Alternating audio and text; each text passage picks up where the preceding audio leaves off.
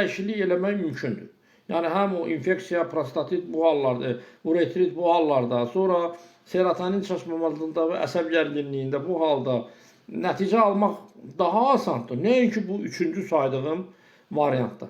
Yəni əsas bu erkən boşalmanın mövcud olduğu xəstəliklər əsas bu üç variantda olur. Dediyim kimi prostatitdir, infeksiyadır, uretritdir, daha ən geniş yayılmış budur. Sonra gəlir artıq beyində serotonin adlanan maddənin çatışmamazlığıdır, əsəb gərginliyidir.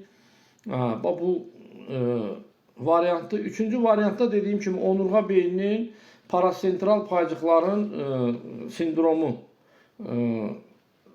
xəstəliyidir.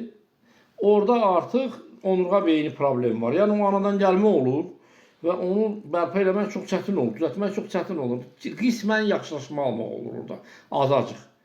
Yəni yolu budur. Ona görə bu məsələyə girişərkən kim nə təklif elədi, nə reklamda nə yazdılar, sırada götürüb içməyin. Bir həkimlə məsləhətləşin, ziyanı ola bilər, təhlükəli ola. Məsələn, hamıya buradan xəbərdar edirəm. Geciktirici ilə Viagranı bir yerdə içmək olmaz. Bu qəfil ürək dayanması verir. Bu təhlükəli bir şeydir. Bu dəqiqə çox yayılıbdır, təzə dərmanlar gəlibdir. Reklam da olunur.